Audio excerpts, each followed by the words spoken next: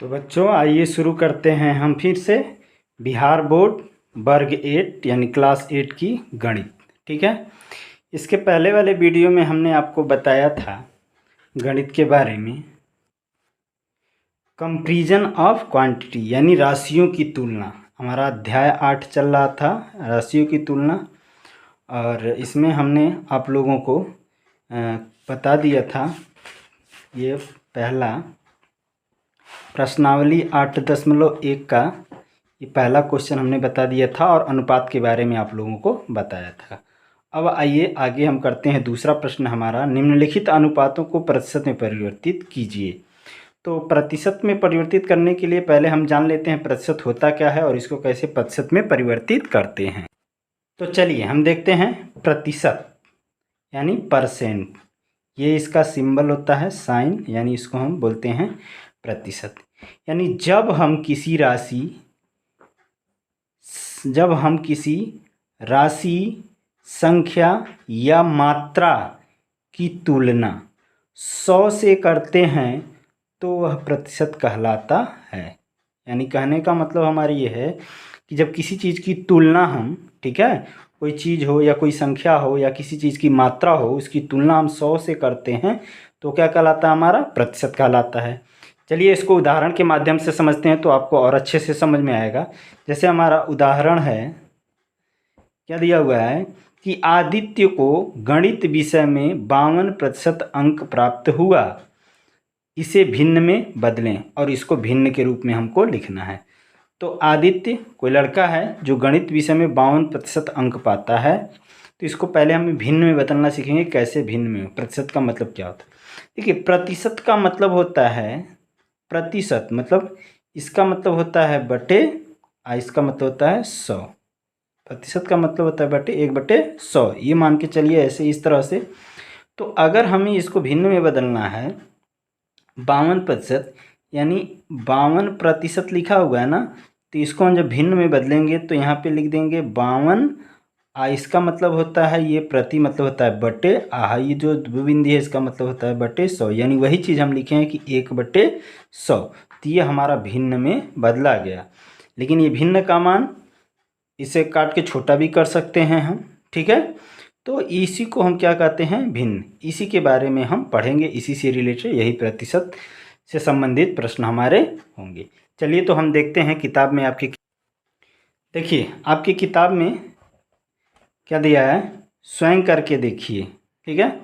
एक उदाहरण दिया हुआ है कि किसी गांव में रहने वाले 150 युवा लोगों में से 40% युवा लोग नौकरी करते हैं, 20% व्यवसाय करते हैं, शिक्षा प्राप्ति एवं शेष कृषि में लगे रहते हैं। तो बताइए, ठीक है, ये प्रश्न है कि एक गांव में 150 लोग रहते हैं, यानी 150 युवा रहते हैं, उसमें से 40% युवा क्या करते हैं, नौकरी करते हैं, 20% व्यवसाय करते हैं, ऋण रोजगार करते हैं, और 15% शिक्षा प्राप्ति करते हैं, पढ़ते हैं, लिखते हैं, और बाकी जो बच गए वो क्या करते हैं, कृषि करते हैं, यानी खेती बाड़ी करते हैं। तो बताना है आपको, यहाँ प्रश्न दिया हुआ है। ठीक है, क्या दिया हुआ है, पहला प्रश्न अ में लिखा हुआ है कितने प्रतिशत युवा लोग कृषि कार्य में लगे हैं।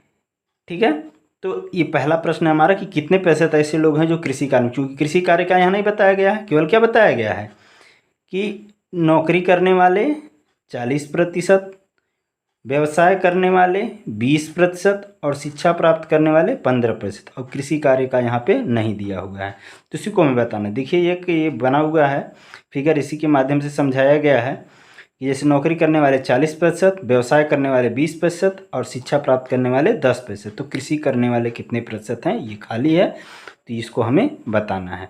ठीक है, तो हम समझते हैं इसको।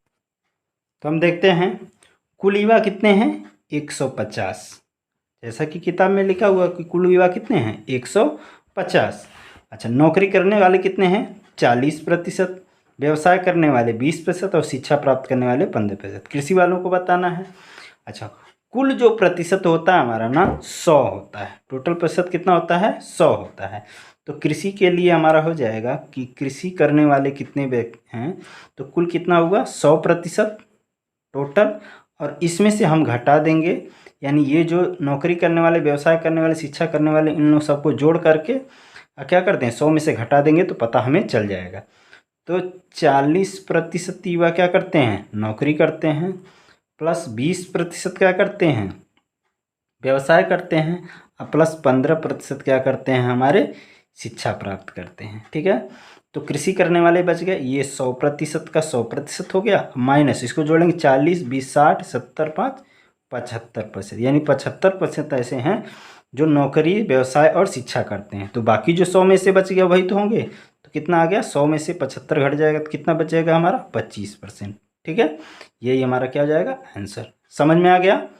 अब हमें लगता है कि आप लोगों को समझ में आ गया होगा। ठीक है, आगे देखते हैं।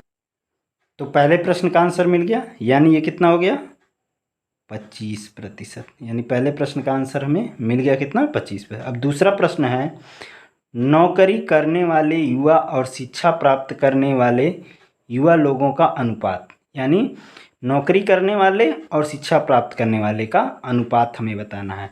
चूँकि अंक में दिया नहीं है, संख्या दी नहीं गई है, प्रतिशत में दिया है, तो पहले हम ये निकालते हैं कि कितने लोग नौकरी करते हैं और कितने लोग शिक्षा प्राप्त करते हैं, फिर उसका हम प्रतिशत अनुपात निकालते हैं। ठीक है, तो नौकरी करने वाले युवा, अच्छा नौकरी करने वाले युवा कितने हैं, 40%। प्रतिशत में तो 40 हैं, लेकिन कितनी उनकी संख्या है ये पता नहीं है, लेकिन ये पता है कि कुल कितने युवा हैं, 150। तो यहाँ हम लिख देंगे 150 का 40% निकालेंगे तो क्या हो जाएगा, 150 का मतलब होता है गुणा 40 और प्रतिशत मतलब होता है बट्टे 100 कर देते हैं। ठीक है, अब इसको हम काट लेंगे, छोटा कर देंगे काट करके। तो इसको हम काट के छोटा करते हैं, तो इसको 10 से काटते हैं तो 10 चौके 40 और 10 दाएँ में 100 हो गया। ठीक है, फिर इसको 10 से काट देते हैं, 10 एकम में 10, ये कितने बार में कट जाएगा, 15 बार में। ठीक है, तो बचा कितना हमारा यहाँ पे 15 गुणे ये 4 मिला के टोटल कितना हो गया हमारा, 15 चौके 60, यानी 60 लोग ऐसे हैं जो क्या करते हैं, नौकरी करते हैं। ठीक है, अच्छा अब हमें बताना है नौकरी और शिक्षा में अनुपात बताना है। तो नौकरी का वाले पता चल गया कि 60 लोग नौकरी करते हैं। अब शिक्षा कितने लोग प्राप्त करते हैं उसके बारे में हम देखते हैं। चलिए, शिक्षा प्राप्त करने वाले कितने हैं, यहाँ दिया हुआ है 15% लोग हैं, यानी शिक्षा प्राप्त करने वाले कितने प्रतिशत हैं लोग, 15%। ये तो प्रतिशत में है लेकिन इनकी संख्या नहीं दी हुई है, तो संख्या कैसे निकालेंगे, कुल युवा कितने हैं हमारे 150, यहाँ दिया हुआ है। तो कुल 150 का 15%, 150 का हम 15% निकालेंगे तो क्या आ जाएगा, 150 गुणे 15 प्रतिशत मतलब होता है बटे 100 का मतलब गुणा होता है। अब इसको काट के छोटा कर देंगे हम, तो 5 से काटते हैं तो 5 तियाँ 15 और 5 बीसैया में 100। ठीक है, कट गया ये। इसको भी काट देते हैं 10 से, 10 दूना 20 और ये 15 बार में कट जाएगा। तो बचा क्या फाइनली हमारा यहाँ पे 15 गुणे 3 अब बट्टा कितना हो गया 2। ठीक है, इसको गुणा कर देंगे हम, तो 15 तियाँ 45 बट्टे 2, तो 45 बट्टे 2 मतलब 45 का आधा। जब बट्टे 2 किसी संख्या में रहता है तो उसका मतलब क्या होता है, आधा, यानी क्या हो जाएगा हमारा 22.5। ठीक है, यानी 22.5, इससे हम इसको काट देंगे। ठीक है, 22.5 दूना 20 दूनी 40, 2.5 दूना 5, 45 हो जाएगा। ठीक है, तो ये हमारी संख्या क्या निकल गई, शिक्षा प्राप्त करने। अब हमें क्या बताना है, इसका अनुपात बताना है। क्या बताना है, इसका अनुपात। जैसा कि किताब में दिया हुआ क्या कर रहा है कि नौकरी करने वाले युवा और शिक्षा प्राप्त करने वाले युवा, पहले नौकरी है तो नौकरी को पहले लिखेंगे फिर शिक्षा को लिखेंगे, जैसा कि हमने पिछले वीडियो में आप लोगों को बताया था। तो अनुपात जब हम निकालेंगे तो अनुपात क्या होगा हमारा, पहले नौकरी का लिखना है, नौकरी का अनुपात किससे निकालना है, शिक्षा से, संख्या से। ठीक है, तो नौकरी करने वाले कितने हैं हमारे 60 हैं, तो 60 अनुपात का साइन ऐसे लगाते हैं इस तरह से 2 बिंदी दे करके, ये कितना है 22.5। अब इसको हम क्या करते हैं, बट्टे के रूप में लिख सकते हैं, क्योंकि हमने बताया था कि अनुपात एक प्रकार का बट्टा होता है। तो इसको लिख सकते हैं 60 बट्टे 22.5। अब चूंकि ये दशमलव में है तो दशमलव को हटाने के लिए ऊपर भी 10 से गुणा और नीचे भी 10 से गुणा कर देंगे तो ये हमारा हो जाएगा 60 में 10 से गुणा हो जाएगा तो ये हो जाएगा 600 अब बटे ये 10 से गुणा होगा तो ये पॉइंट हट जाएगा, ये हो जाएगा 225। ठीक है, अब इसको हम काट के छोटा कर देते हैं और वही हमारा अनुपात हो जाएगा। तो काटते हैं इसको, हम देखते हैं किससे कटेगा ये। चलिए 25 से काट देते हैं। 25 अट्ठे 200, 225 है, एक 25 बच गया, फिर 25 अट्ठे 200, 25 से करने 25, 81 बार में ये नीचे वाला 225 पूरा कट गया हमारा। 25 से इसको काटें, 25 दूनी 50, यहाँ कितना बचा 1 0 100 हो गया, 25 चौके 100, यानी कितना आ गया फाइनली हमारा। तो फाइनली ये हमारा आ गया है, यहाँ कर देते हैं, जगह नहीं है तो यहाँ देख लेते हैं कितना आया है, 24/81। ठीक है, इसको भी हम काट करके छोटा कर देंगे।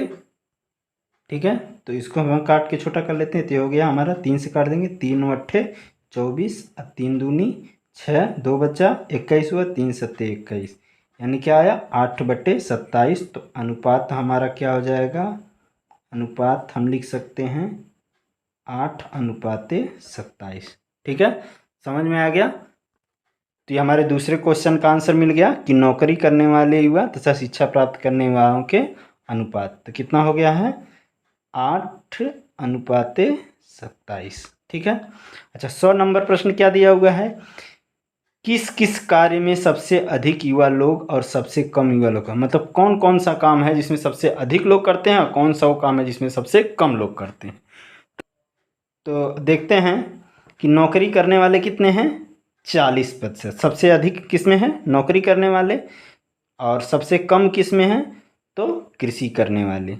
ठीक, सॉरी कृषि करने वाले नहीं, शिक्षा प्राप्त करने वाले, क्योंकि किसी का कितना आया था 25% आया था। ठीक है, यहाँ पे तो सबसे अधिक किस में है, नौकरी करने वाला, सबसे कम क्या है, शिक्षा प्राप्त करने वाले, यानी इसका भी हमें आंसर मिल गया। ठीक है, सबसे अधिक किस में है युवा करने वाले, नौकरी, और सबसे कम करने वाले किस में है, तो शिक्षा प्राप्त करने वाले में। ठीक है,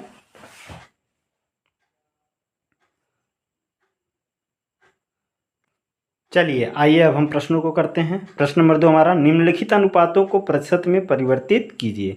अभी बहुत आसान क्वेश्चन है, इसको करना कोई बहुत बड़ी बात नहीं है। ठीक है, जैसे पहला हमारा क्या है, और अ नंबर में क्या दिया हुआ है हमारा, यहाँ पे देख लीजिए, अ नंबर में दिया हुआ है 3:25।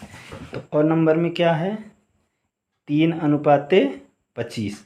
तो इसको अनुपात में है, इसको प्रतिशत में बदलने के लिए हम क्या करेंगे, इसको हम बटे के रूप में लिख देंगे, जैसा कि हमने पहले बताया था कि बटा भी होता है अनुपात एक प्रकार का। तो इसको हम लिख सकते हैं, क्या लिख सकते हैं, 3:25 को हम लिख देंगे 3/25। ठीक है, यह अनुपात हो गया। इसको प्रतिशत में बदलने के लिए गुणे 100% से इसमें गुणा कर देते हैं, काट देंगे, 25 में 25 चौके 100, बच गया क्या हमारा 3 गुणे 4, यानी 4 तियाँ क्या हो गया 12, और प्रतिशत बदल गया। अच्छा कैसे हम माने ये हमारा सही है कि नहीं, फिर से अगर ये 12% इस रेशियो में आ जाएगा तब तो हमारा सही होगा, तो हम बदलते हैं।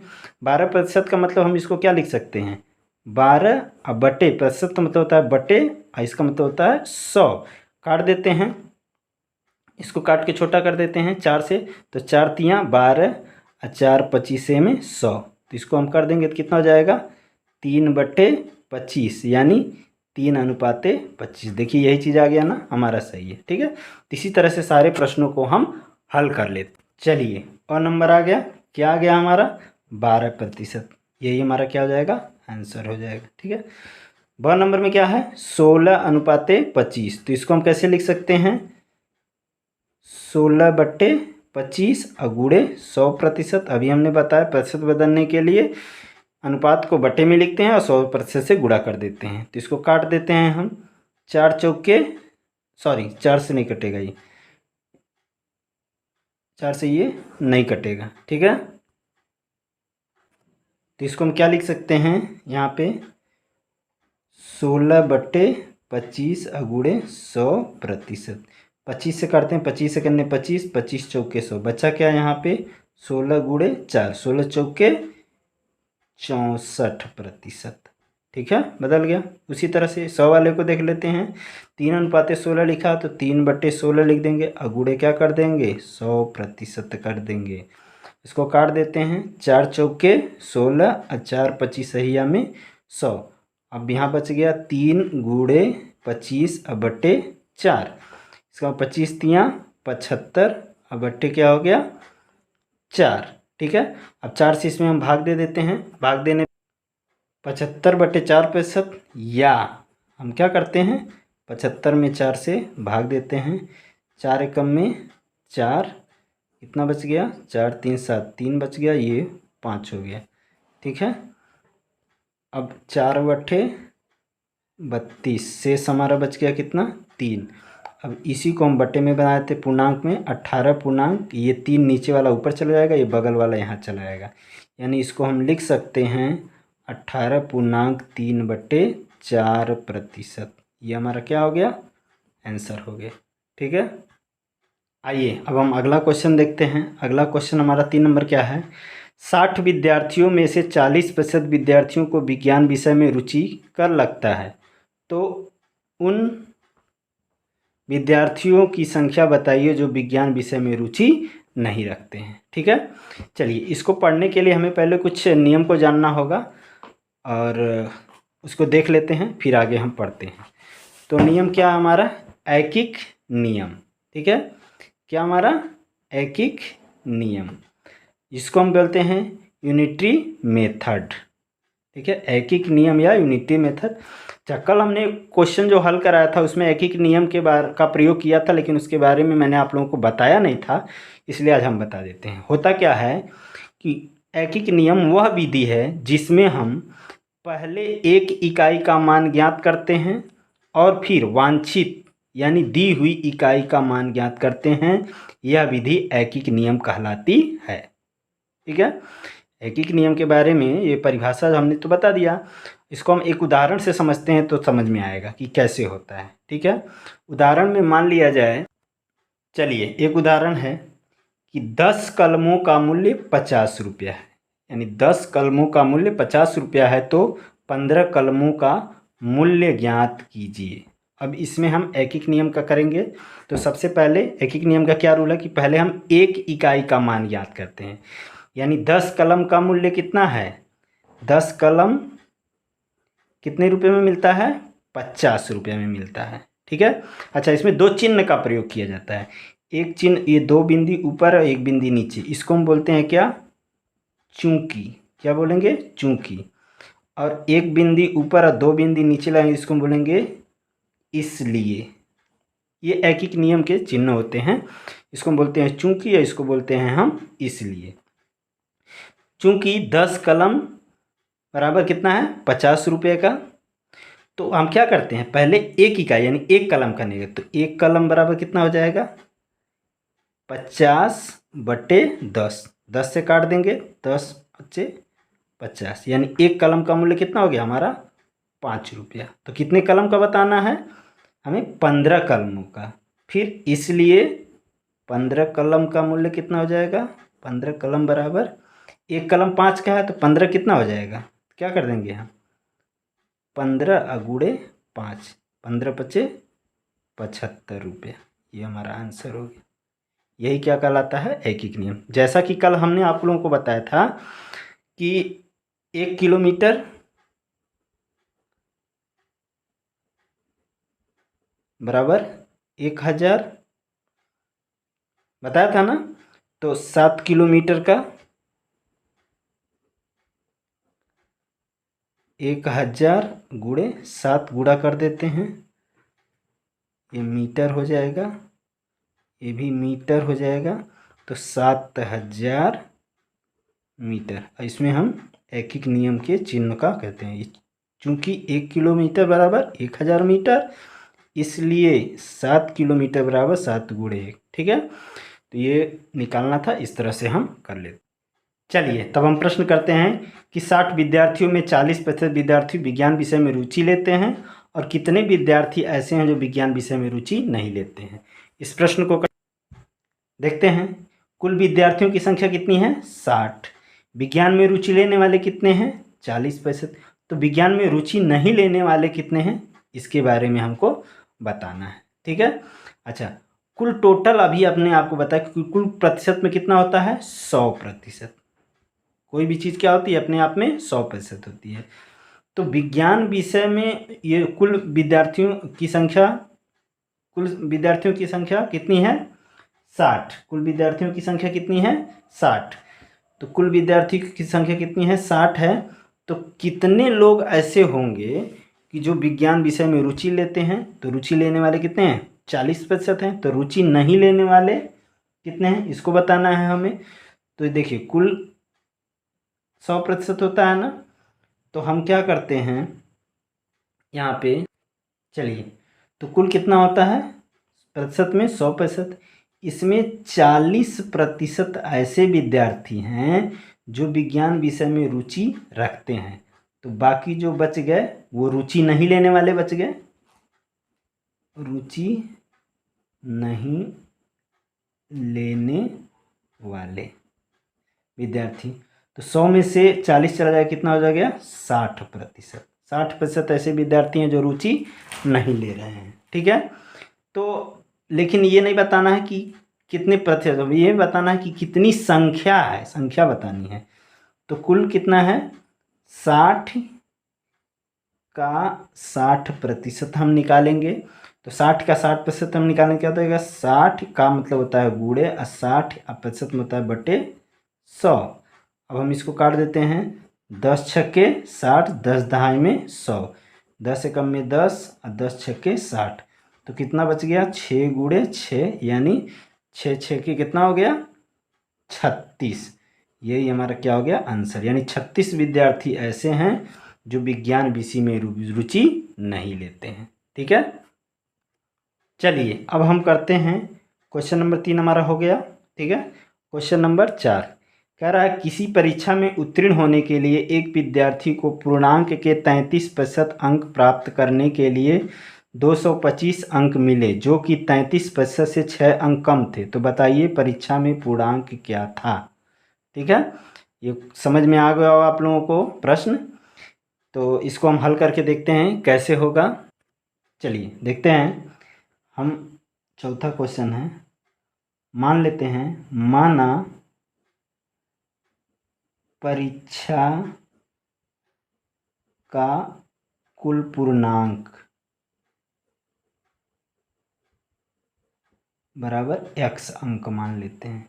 परीक्षा का कुल पूर्णांक कितना था x अंक। अच्छा, इसमें और कहा गया है कि पूर्णांक पर एक परीक्षार्थी को 33% अंक प्राप्त हुए और जो 225 अंक मिले, लेकिन वो क्या 33% से 6 अंक कम थे। तो छात्र को प्राप्त अंक कितना हुआ, छात्र का प्राप्त अंक कितना है 225। लेकिन क्या है इसमें 6 अंक कम है, 6 अंक कम है। इसमें 33% पूरा करने में, यानी 33% का मान 33% कब होगा जब ये 225 में 6 अंक और जुड़ जाएगा। ठीक है। तो 33% कब होगा कि जब ये 225 में 6 अंक जुड़ जाएगा। यानी 33% बराबर कितना होना चाहिए 225 में 6 अगर हम जोड़ देते तो 231 हो जाएगा। कितना हो जाएगा 231।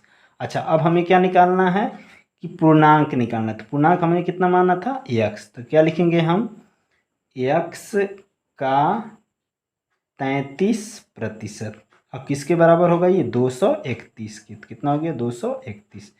तो जाएगा 33 x का मतलब होता है गुणा और 33% में होता है 33। अब बट्टे क्या हो जाएगा 100 बराबर 231 हो गया। ठीक है। अब x को यहीं रहने देते हैं, बराबर का चिन्ह के बाद 231 और गुणे ये उधर जाएगा तो क्या हो जाएगा पलट जाएगा, 100 ऊपर चला गया और 33 हमारा कहाँ आ गया नीचे। 11 से काट देते हैं, 11 तियाँ 33, 11 दूनी 22, एक बचा 11, 11 एकम में 11, कट गया ये। तो यहाँ आ गया हमारा क्या, 21 और गुणे 100, अब बट्टे क्या हो गया 3, इतना बचा। फिर 3 से काट देते हैं, 3 एकम में 3, 3 सत्ते 21, यानी ये 100 गुणे 7 गुणे 100, यानी क्या हो गया 700। तो परीक्षा का पूर्णांक कितना था, पूर्णांक यानी x का मान कितना है हमारा 700, और यही हमारा आंसर है। पूर्णांक कितना था 100 अंक था, ठीक, 700 अंक था, ठीक है। चलिए अब हम अगला प्रश्न करते हैं। अगला प्रश्न है हमारा ये 5 नंबर, ठीक है, 4 नंबर हो गया। क्या कह रहा है, रहीम अपना निवास स्थान 8 बजे सुबह छोड़ देता है और उसी दिन शाम को 4 बजे अपने घर लौट आता है, तो 24 घंटे का कितना प्रतिशत वह अपने निवास स्थान पर व्यतीत करता है। ठीक है, प्रश्न समझ में आ गया होगा आपका कि रहीम जो है सवेरे 8 बजे चला जाता है और शाम को 4 बजे आता है, तो आपको ये बताना है कि कितना प्रतिशत अपने घर पे वो रहता है। प्रतिशत में बताना, ये नहीं बताना कि कितना घंटा रहता है, प्रतिशत बताना है। तो आइए हम देखते हैं क्वेश्चन नंबर क्या है 5। क्या कहा है कि रहीम सवेरे कितने बजे 8 बजे जाता है अपने घर से और शाम को 4 बजे आता है, यानी रहीम के द्वारा अपने निवास स्थान पर बिताया गया समय, रहीम, ठीक है, कि रहीम के द्वारा अपने निवास स्थान पर बिताया गया समय कितने समय है। चूँकि क्या करता है, वो सवेरे 8 बजे जाता है और शाम को 4 बजे आता है, यानी सवेरे 8 बजे गया, शाम को 4 बजे आया, तो 8 बजे से लेकर के 12 बजे तक 4 घंटा और फिर इधर 4 घंटा, कुल मिला के 8 घंटा तक वो कहाँ, घर से बाहर रहा। तो एक दिन में कुल कितना होता है 24 घंटा, तो 24 में से 8 हम घटा देंगे तो कितना बच जाएगा हमारा 16, यानी 16 घंटा क्या करता है वो अपने घर पे समय बिताता है। लेकिन हमें बताना क्या है कि कितना प्रतिशत बताना है, तो प्रतिशत निकल जाएगा, प्रतिशत हो जाएगा इसका कितना दे रहा 16 घंटा और कुल कितना 24 घंटा। एक दिन में 24 घंटा होता है और कितना समय व्यतीत करता है 16 घंटा, और गुणे 100%, प्रतिशत में बदलने के लिए 100 से गुणा कर देते हैं हम। अब इसको हम काट लेते हैं, 4 से 4 चौके 16, 4 छक्के 24, ठीक है। फिर इसको काट लेते हैं, 2 दूनी 4, 2 तियाँ 6, यानी क्या आ गया 2 गुणे 100%, अब बटे कितना हो गया 3। इसको हम हल करेंगे तो 200 बटे 3%, यानी इसको हम क्या करेंगे पूर्णांक में बदल लेंगे, तो 200 में हम 3 से भाग दे देते हैं, तो 3 छक्के 18, 2 बच गया 0, 3 छक्के 18, 2 बच गया। अब इसको पूर्णांक बना लेते हैं, ये शेषफल ऊपर चला जाएगा और इससे भाग देते हैं वो नीचे, यानी कितना आ गया हमारा 66.2/3%, इतना अपने घर पे समय बिताया है। ये हमारा क्या हो गया आंसर हो गया, ठीक है। चलिए अब इस प्रश्नावली का अंतिम सवाल करते हैं, प्रश्न सवाल नंबर 6, ठीक है। क्या कह रहा है, पहली संख्या दूसरी संख्या की 20% अधिक है, तो दूसरी संख्या पहली संख्या से कितने प्रतिशत कम है, ठीक है। कोई दो संख्याएं हैं, तो कह रहा है कि पहली संख्या जो है वो दूसरी संख्या से 20% अधिक है, तो आपको ये बताना है कि दूसरी संख्या जो है पहली संख्या से कितना प्रतिशत कम है, ठीक है। तो इसको करते हैं, चलिए देखते हैं क्या कह रहा है। पहली संख्या दूसरी संख्या से 20% अधिक है, तो हम क्या करते हैं दूसरी संख्याओं के मान लेते हैं, माना, चूंकि ये पता नहीं है, माना दूसरी संख्या बराबर 100 मान लेते हैं, ठीक है। दूसरी संख्या को क्या मान लेते हैं 100, तो पहली संख्या हमारी कितनी हो जाएगी, पहली संख्या हमारी हो जाएगी, पहली संख्या क्या हो जाएगी दूसरी संख्या से 20% अधिक, क्योंकि ये प्रश्न में दिया हुआ है हमारे कि पहली संख्या दूसरी संख्या 20% अधिक है, तो दूसरी संख्या पहली संख्या से कितनी कम है, तो दूसरी संख्या को हमने x मान लिया और पहली संख्या क्या होगी दूसरी संख्या से 20% अधिक है, तो इस दूसरी संख्या क्या माने हैं हम 100, तो 100 अब प्लस कितनी अधिक दूसरी संख्या से, यानी 100 का 20%, 100 तो ऑलरेडी है और इसका 20%, ये हो गया 100 अब प्लस 100 गुणे 20 अब बट्टे 100। 100 से 100 कट गया तो क्या बचा हमारा 100 अब प्लस 20 एकम में 20 तो 20 बच गया। कितना हो गया 120। यानी दूसरी संख्या क्या हमारी 120 और पहली संख्या क्या है 100। ठीक है, लेकिन हमें क्या बताना है कितना प्रतिशत कम है। ठीक है, तो कितना कम है, दूसरी संख्या कितनी है हमारी 120, पहली संख्या कितनी है, सॉरी पहली संख्या कितनी है हमारी 120 और दूसरी संख्या कितनी है 100। तो कितने का अंतर है 20 का, यानी 20 कम है। प्रतिशत में बदलेंगे तो जिसको बताना होगा उसके ऊपर, और किसके प्रतिशत में बताना है दूसरी संख्या पहली संख्या के, तो 120 गुणे 100%। ठीक है, इसको काट देंगे 20 एकम में 20, 20 छक्के 120।